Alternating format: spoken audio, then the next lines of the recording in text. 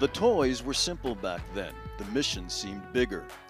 They danced for peace as they protested an unpopular war.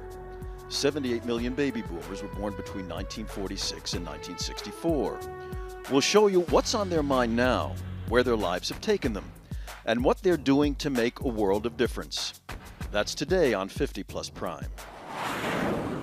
Nowhere has Mother Nature's hand been more divinely inspired. The majestic peaks, the ceilings stretching mightily to touch the floor, and the underground waterways rippling ever so gently make Carlsbad Caverns a unique place where peace and reverence walk as one. Imagine coming in here. Imagine being a miner at the turn of the 20th century in here, moving cautiously through this dark and uneven space, and then holding up your kerosene lamp to see this. What would later be named the King's Palace, with all the intrigue of an ancient royal court. There we see the King's Court with the guillotine hanging above it. Today, a special 50 Plus Prime program from Carlsbad Caverns National Park in New Mexico. We'll take a tour of nature's masterpiece, more than 700 feet below the surface of the Guadalupe Mountains. Did you know that Will Rogers, Amelia Earhart, and Clark Gable were visitors here? We'll tell you why. And a look through the talented lens of 50 Plus Prime photographer Israel Cardoza as he captures the wonder of this sacred space. All of that coming up today on 50 Plus Prime. Hello, I'm Tony Fama. I'm standing 750 feet below the surface of the Guadalupe Mountains in what's called the Big Room in Carlsbad Caverns National Park in New Mexico. Carlsbad Caverns is made up of more than 119 known caves, all formed millions of years ago, when sulfuric acid dissolved the surrounding limestone, leaving behind caverns of breathtaking size. Just how big is the Big Room? Well, at about 8 acres in size, more than 6 football fields can fit comfortably inside. On 50 Plus Prime, we travel the country in search of baby boomers doing unique work. Here we found 64-year-old baby boomer Manny Bemis, a National Park Service ranger whose family has been tied to Carlsbad Caverns through 4 generations. We begin our program today with Manny on a tour of this magnificent space. Nowhere has Mother Nature's hand been more divinely inspired. The majestic peaks, the ceilings stretching mightily to touch the floor, and the underground waterways rippling ever so gently make Carlsbad Caverns a unique place where peace and reverence walk as one. We have the good fortune of touring the caverns with U.S. Park Service Ranger Manny Bemis. This one is very personalized for you. Well, we are grateful for that. Thank you. You're welcome. Manny is the ideal guide. No one knows the caverns any better. 4 generations of Manny's family have worked here, including her father and her grandmother, wearing the hat in this photo, who was secretary to Colonel Thomas Bowles, also pictured here, Carlsbad Caverns' first superintendent. Manny's mother even visited here, and that man on the right is Manny's husband, Tom. He worked as a Park Service ranger at Carlsbad for 30 years before retiring. The other Park Service ranger in the photo is Manny's nephew, Robbie. So we are in the very best hands and ready to begin our tour. So Manny, for the classical music lover in 1933, this was the spot to be, wasn't it? This was indeed the spot to be. The caverns have these huge arch ceilings. Some people compare them to a cathedral. And in 1933, we had a symphony orchestra playing here for the El Paso Symphony. They had choirs from 5 New Mexico towns singing with them, and they did a live performance of Joseph Haydn's The Creation, here in the cave, right here in this spot. And to think of how those heavenly voices must have sounded, echoing in this underground cathedral. And there would be other performances. This is the Rock of Ages, where for 16 years through 1944, the old Christian hymn of the same name was performed for visitors who would walk to this location and stop. And they would turn out the lights and have total darkness. Visitors would sit quietly, and then they would hear rangers singing Rock of Ages. Rock of Ages. It would have looked and sounded something like this from a 2010 performance by park ranger Paula Bauer. From the solemn to the entertaining. So there's a little bit of Hollywood trivia on this spot that you have to share with us. Well, right here, yes. The area that is right here in back of us, this is called the Colonel's Studio. It's named for Colonel Thomas Bowles, who was our first superintendent. And Colonel Bowles loved it when celebrities started coming to the park. When Colonel Bowles would have their picture done here. Celebrities including Clark Gable, who served during World War II at nearby Biggs Army Airfield in El Paso, Texas, and Robert Ripley of Ripley's Believe It or Not. For my family, my parents came here on their honeymoon and they have their picture taken here as well. The most special photo. That's right. But before the music, before the celebrities, and before the photographs, this masterpiece had to be discovered.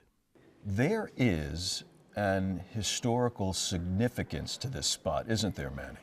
Yes, there is. Please expand upon that. We are here in the Hall of Giants, one of the main features of the big room.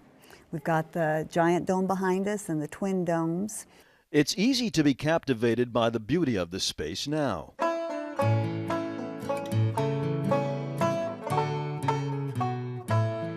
But imagine for a moment that it's more than 100 years ago. You're a miner in this cave, a cave that's home to hundreds of thousands of bats. The year is 1903. That's when guano mining began here. Guano is bat manure. The cave is dark, tight, and dusty. It doesn't smell particularly good, and it's hard to navigate. And you decide to go exploring the rest of the cave. And after walking for a mile and shining your kerosene lantern up, you come to this big room with the Hall of Giants here, and how impressed you would be. And that's how it was for Jim White. Jim White was a 23-year-old guano miner from Texas, a cowboy, who some credit with discovering Carlsbad Caverns, though that claim is far from unanimous. White was so impressed with what he saw that he told everyone about it. It took nearly 20 years, but White finally found the ally who would introduce his underground find to the world. And that was a young man named Ray V. Davis, who happened to be a photographer. And Ray was impressed. Ray started taking pictures of Carlsbad Caverns. He started advertising his pictures and carrying them around, and eventually his pictures ended up in the National Geographic magazine and in the New York Times. And the rest, as they say, is history. Ray Davis's photographs put Carlsbad Caverns on the map. Wedding ceremonies were held at the caverns. Within 5 years of Davis's photographs appearing in the New York Times, American aviation pioneer Amelia Earhart visited while her plane was being repaired nearby. Will Rogers was not far behind. He took his mother to visit the caverns on Mother's Day, 1931. By now, Congress had designated Carlsbad Caverns a national park, and its 1 millionth visitor arrived in 1937. Ray Davis may have been the first photographer to popularize the beauty of the big room, but he would not be the last. In 1952, photographer Tex Helm got the Sylvania Flashbulb Company to donate 20,000 flashbulbs. Then he built the scaffolding and climbed up with his camera. Tex had a big idea for the big room. And here he set his camera, took a shot down this way, 20,000 flashbulbs. It was the largest flash photo ever taken. And he took the photo called The Big Shot here in the big room. And here it is. Now that's a big deal. At our next stop, we're told this rickety old ladder did serve a purpose. In 1924, it led the way 90 feet down to the lower cave. And although that was an era where exploring was considered a male pastime, there were women who would have none of that. Some were onlookers. Others got down and dirty.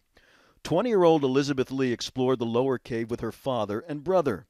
A few years later, another woman followed in Elizabeth's footsteps. And that was Amelia Earhart. The first woman to fly across the Atlantic Ocean was about to establish another first. She started saying she wanted to see more of the cave, and she wanted to explore it. So Colonel Bowles gave her a lantern, and he took her to a tunnel, and he said, "You walk down there. And when you get to a place where you see no more footprints, you are where nobody else has ever been." So she went down the tunnel, and she came back just thrilled because she had put her foot where nobody else had been. From the depths of the lower cave, we ascend more than 300 feet up to what's called the spirit world. And if you look closely, you'll see the climbing rope. That's our passageway. That rope has been in place since 1985, when cave explorers wanted to climb up there and take a look around. The question was how to do it. So they made a frame out of balsa wood, U-shaped frame, and to that frame they attached parachute cord coming up around the U and down. And then on top of it they attached something that would float it up. Helium balloons. They lifted the rope up, up, up into the dome. By holding on to the opposite ends of the parachute cord, they were able to maneuver it around, catch that frame on a stalagmite that was in the top of the dome, pull hard and break the frame, leaving their rope going up and around. Cave explorers tied their climbing cord to that rope, secured it, and up they went. So imagine going up 255 feet with nothing around you, and you don't even know what you're really attached to. 3 guys went up there that night. They started exploring. They named it the Spirit World, and they explored about 1,300 feet of passage up there. Is there something more to be found behind these cratered walls? In a cavern that is more than 200 million years old, only time holds the answer. When we come back, we'll descend about another 100 feet for a look at an underground palace.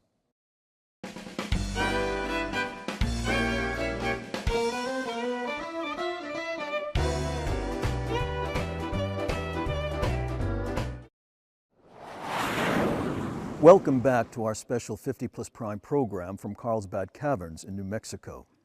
Several 100,000 people take tours of Carlsbad Caverns each year. We went along on a guided tour of the King's Palace, which descends about another 100 feet below our position here at the Big Room. Now, when you see the King's Palace, you'll understand why its name is rooted in majesty. Imagine coming in here. Imagine being a miner at the turn of the 20th century in here, moving cautiously through this dark and uneven space, and then holding up your kerosene lamp to see this. What would later be named the King's Palace, with all the intrigue of an ancient royal court. There we see the King's Court with the guillotine hanging above it. The guillotine is a drapery formation made when the water comes down a sloped place in the ceiling. And the ceiling along any stretch of the King's Palace tour will leave you contemplating the heavens. That is so beautiful. Lawrence Weisgerber is a 52-year-old baby boomer from Los Angeles. Oh, this is a marvelous place. It's, it's divine. You can actually tell that God touched this place. Just looking up, the shadows and the visual, it's overwhelming. And everybody should see this, honestly. I saw it when I was a child, when I was 9 years old. Didn't quite comprehend exactly what I was looking at. Now I'm a man and I fully appreciate what we're leaving behind for our children. Lawrence agreed to be our eyes and ears along this palace tour. People need to see this place. 830 feet below the surface of the ground. Yes. Is the temperature consistent? Yes, it's 56 degrees. Throughout the year? Throughout the year. Right. The only place that we really see a big variation in that is in the bat cave itself, with the big domes up in the ceiling and the bats clustered up in there. They're mammals. They have very warm little bodies, and it can get up to the high 90s in that area. But from whatever area you look at the cave, your reaction is likely to be the same. My God. And with what comes next, summoning the gods for a little strength may not be a bad idea. We want to have it in total darkness. For total darkness, we have to turn off all lights completely. Park Service Ranger Manny Bemis has created a teachable, if anxiety-provoking moment here. Look at what you can see now. In total darkness, other than the faint glow of Manny's lantern, with no sun and no man-made light, the caverns are, in 2 words, really dark. Darkness that your eyes will never ever adjust to. It was just amazing. She turns the lights off.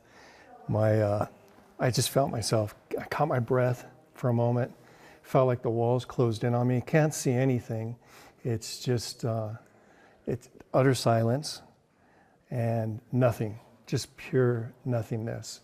And for a moment, I just lost myself. I just, no thoughts, just dead silence. Yeah. And that brings us to the end of our tour with heartfelt thanks to Manny Bemis. Thank you, man. You're welcome. And deep reflection. As a kid, I was blown away. The caverns were expansive, the stalactites, stalagmites, and just the learning experience was just overwhelming. It was just an awe-inspiring event. I had to come back here. It's as beautiful, if not more beautiful, than when I was a kid. I have vivid imaginations when I was a kid. I'll carry these till I die. When we return, we'll show you what happens when the grandeur of Mother Nature is viewed through 2 talented eyes.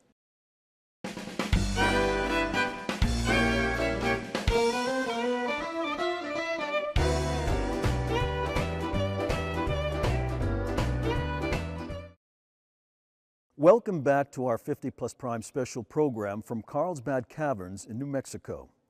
We've spent the balance of our program today with Manny Bemis, a 64-year-old baby boomer park ranger who's treated us to some beautiful sights. But Manny isn't a solo act. Just wait until you see her husband Tom's claim to fame. Manny and Tom, her husband of 24 years, are quite the Park Service power couple. Tom was a park ranger for 30 years before retiring in 2010, and he has quite the story. It starts in 1976, when this little hole was discovered in the caverns more than 700 feet down. And guess what? The case specialist looked for somebody that would be small enough to fit. And unfortunately, I happened to be in the building. And before you know it, Tom, at 5'2" and 88 pounds, took the plunge. And he has the pictures to prove it. It's one of those holes where you have to stick one arm above your head and keep one arm down by your side to keep your shoulders narrow enough.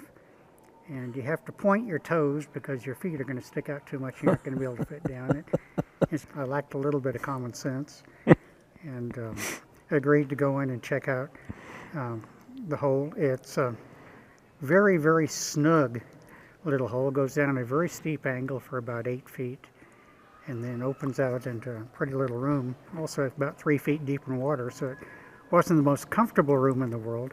They asked me what I wanted to call it, and I told them it was very heavily decorated little room, but it did come to a dead end, so let's call it the living end. And they said, fine, it's the Bemis chamber. You're only supposed to name caves and rooms after people after they've died, so I'm not quite sure what they wanted me to do after that. So. The Bemis chamber and the man for whom it's named. Now how about that? As we close our 50 Plus Prime special broadcast from Carlsbad Caverns today, we have one more visual treat for you. This one combines the beauty of the caverns with the talented eyes of 50 Plus Prime photographer Israel Cardoza. I'm Tony Fama. Thank you for joining us.